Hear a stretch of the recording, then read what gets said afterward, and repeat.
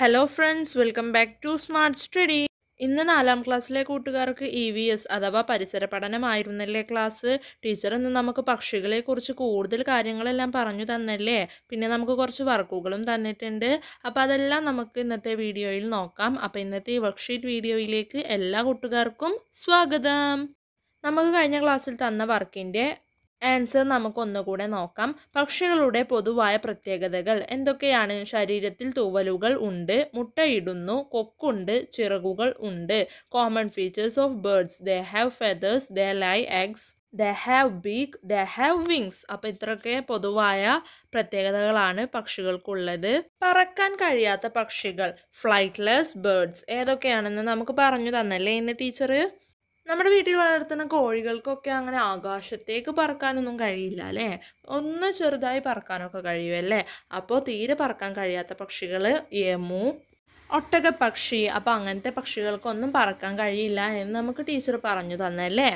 പിന്നെ നമുക്കിന്ന് ടീച്ചർ 70ഓളം പക്ഷികളുടെ പേരുകളും അതുപോലെ പക്ഷികളുടെ ചിത്രവും അവരുടെ കുറച്ച് ഫീച്ചേഴ്സും എല്ലാം പറഞ്ഞു തന്നല്ലേ. അപ്പം അതൊന്നും നമ്മൾ ഈ വീഡിയോയിൽ ഉൾപ്പെടുത്തുന്നില്ല. അത് 70ഓളം ഉള്ളത് കാരണം തന്നെ ലെങ്തി വീഡിയോ ആവും. അതുകൊണ്ട് തന്നെ ഈ ഒരു വീഡിയോയിൽ ഉൾപ്പെടുത്തിയിട്ടില്ല.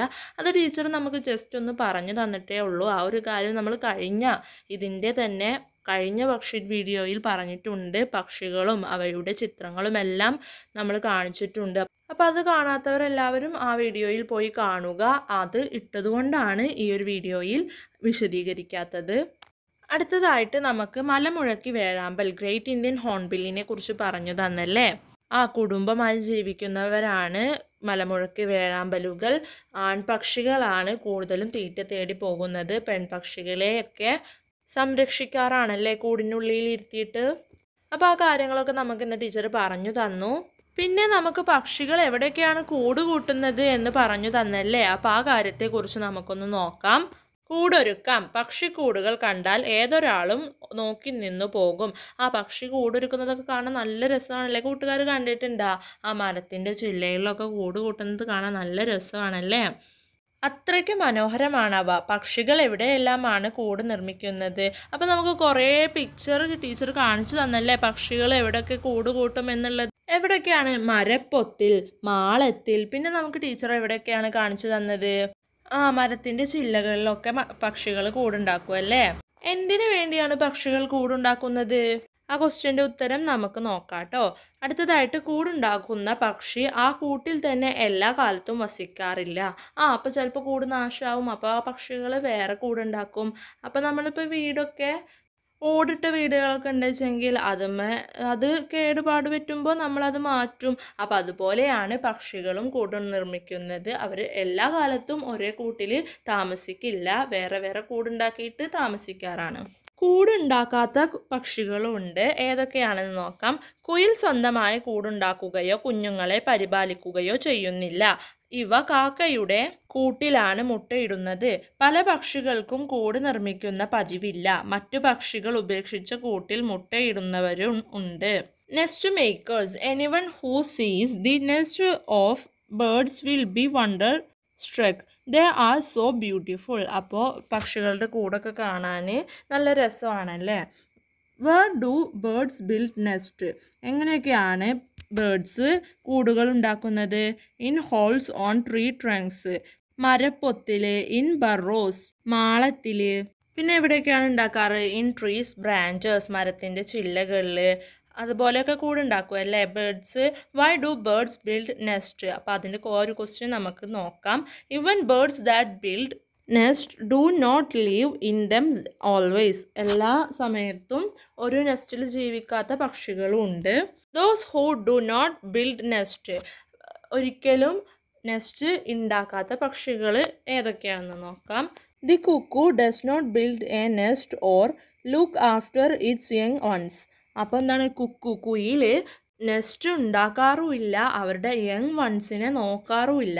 It lies eggs in the crow's nest. അപ്പോൾ എന്താണ്? കാക്കയുടെ കൂട്ടിലാണ് അവർ മുട്ടയിടാറ്. Many birds do not have the habit of building nest. അപ്പോൾ കുറേ ബേർഡ്സിനൊന്നും എന്തില്ല, ഒരു ഹാബിറ്റ് ഇല്ല, കൂട് നിർമ്മിക്കുന്ന ഒരു ഹാബിറ്റൊന്നും ഇല്ല. Some birds lay eggs in nest left by other birds. മറ്റു പക്ഷികൾ ഉപേക്ഷിച്ചിട്ട് പോകുന്ന ആ ഒരു കൂട്ടിൽ തന്നെയാണ് എന്ത് കുറേ ബേർഡ്സൊക്കെ മുട്ടയിടാറൊക്കെ.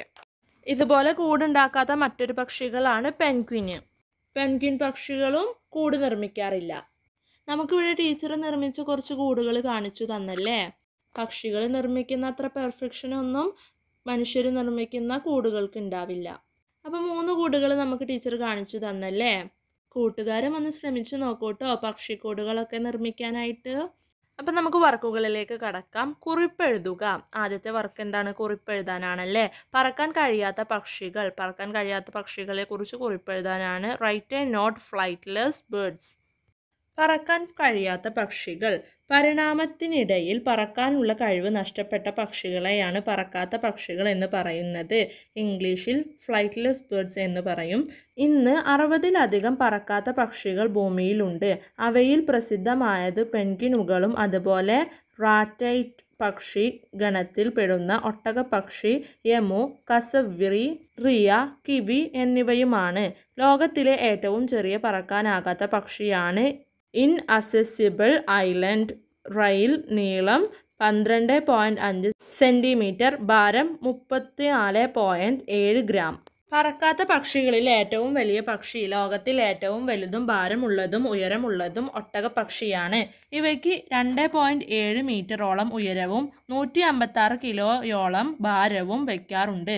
ചില രാജ്യങ്ങളിൽ തൂവൽ, മാംസം, തുകൽ എന്നിവയ്ക്കായി ഒട്ടകപ്പക്ഷികളെ ഫാമുകളിൽ വളർത്താറുണ്ട്. ധാരാളം വളർത്തുപക്ഷികൾക്കും കാലക്രമേണ അവയുടെ പറക്കാനുള്ള ശേഷി നഷ്ടപ്പെട്ടിട്ടുണ്ട്. വളർത്തുകോഴി, വളർത്തുതാറാവ് എന്നിവ അവയിൽ ചിലതാണ്. എന്നിരുന്നാലും ഈ പക്ഷികളുടെ പൂർവികരായ ചുവന്ന കാട്ടുകോഴി, മല്ലാർഡ് എന്നിവയ്ക്ക് കുറച്ചു ദൂരങ്ങളിലേക്ക് പറക്കുവാനുള്ള ശേഷിയുണ്ട്. അപ്പോൾ ഇതെല്ലാ കൂട്ടുകാരും നോട്ട് പുസ്തകത്തിലേക്ക് എഴുതിയെടുക്കണം. ഇതിൻ്റെ ഇംഗ്ലീഷ് മീഡിയം നോക്കാം. Flightless birds. Flightless birds are birds that through evolution lost the ability to fly.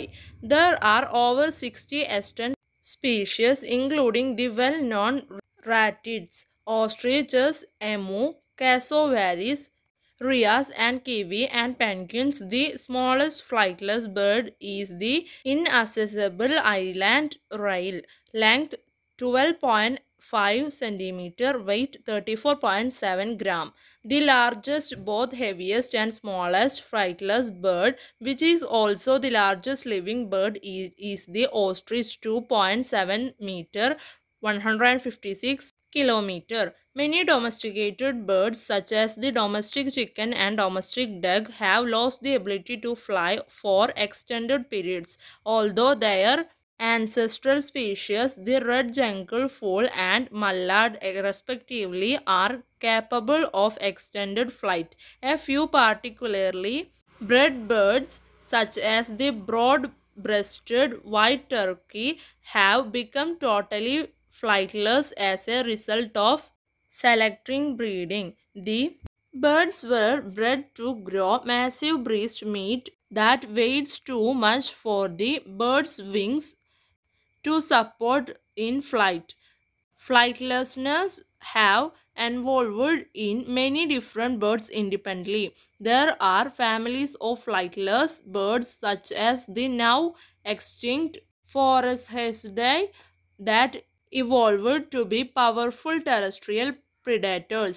Taking this to a greater extreme, the terror birds and their relatives and bathornithids, egroids, geranoids, gastornithiforms and dromornithids, all extinct, all evolved similar body shapes, long legs, long necks and big heads, but none of them were closely related. Furthermore, they also share traits of being giant flightless birds with vestigial wings, long legs and long necks with some of the ratids, although they are not related.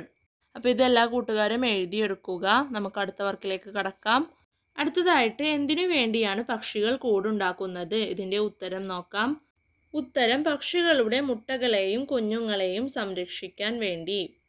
Why do birds build nest? എന്തിനു വേണ്ടിയാണ് പക്ഷികൾ കൂടുണ്ടാക്കുന്നത്? To protect the eggs of birds and their young ones. അടുത്തത് എന്തൊക്കെ ഉപയോഗിച്ചാണ് പക്ഷികൾ കൂടുണ്ടാക്കുന്നത്? എന്തൊക്കെ ഉപയോഗിച്ചിട്ടാണ് പക്ഷികൾ കൂടുണ്ടാക്കുന്നത്? നാരുകൾ, ഇലകൾ, പിന്നെ എന്തൊക്കെ ഉപയോഗിക്കുന്നത്? പിന്നെ കമ്പുകൾ, പുല്ല്, മണ്ണ് ഇതൊക്കെ ഉപയോഗിച്ചും പക്ഷികൾ കൂടുകൾ നിർമ്മിക്കും. What things do birds use to build nest? Fibers, leaves, comb, grass, soil. അപ്പോൾ ഇതൊക്കെ ഉപയോഗിച്ചിട്ട് ബേർഡ്സ് നെസ്റ്റൊക്കെ ഉണ്ടാക്കും അല്ലേ? അപ്പോൾ ഇത് കൂട്ടുകാരെ എഴുതിയെടുക്കണം കേട്ടോ. അപ്പോൾ ഇത്രയൊക്കെ കാര്യങ്ങളാണ് നമുക്ക് ഇന്ന് ടീച്ചർ പറഞ്ഞു തന്നത്. അപ്പോൾ വർക്കുകളൊക്കെ എത്രയും പെട്ടെന്ന് കൂട്ടുകാർ ചെയ്തിട്ട് ടീച്ചർമാർക്ക് അയച്ചു കൊടുക്കുക. ഈ വീഡിയോ എല്ലാ കൂട്ടുകാർക്കും യൂസ്ഫുൾ ആയിട്ടുണ്ടാകുമെന്ന് വിചാരിക്കുന്നു. Thanks for watching.